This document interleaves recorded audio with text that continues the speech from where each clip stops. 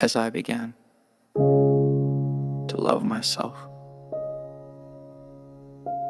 I found that anguish and emotional suffering are only warning signs that I was living against my own truth.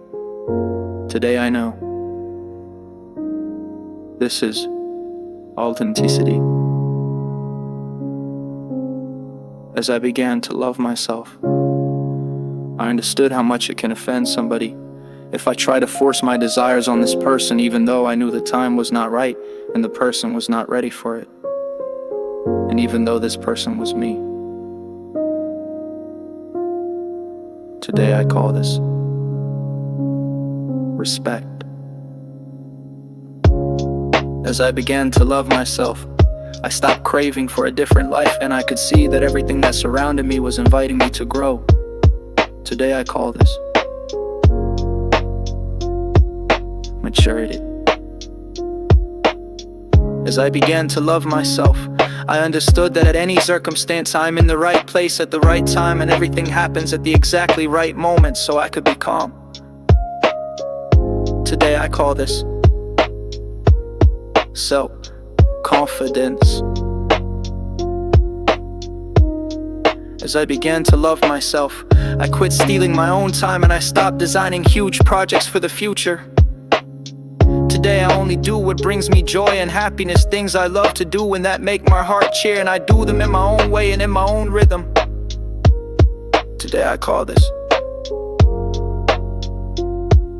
simplicity. As I began to love myself, I freed myself of anything that is no good for my health. Food, people, things, situations, and everything that drew me down and away from myself. At first I called this attitude a healthy egoism. Today I know it is love of oneself. As I began to love myself, I stopped trying to always be right, and ever since I was wrong less of the time, today I discovered that is modesty. As I began to love myself, I refused to go on living in the past and worrying about the future.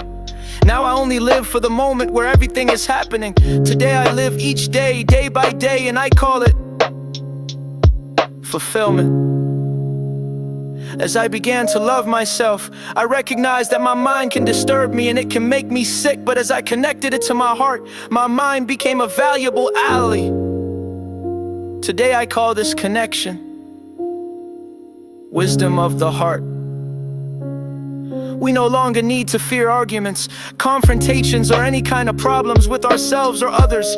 Even stars collide, and out of their crashing, new worlds are born. Today I know this is life.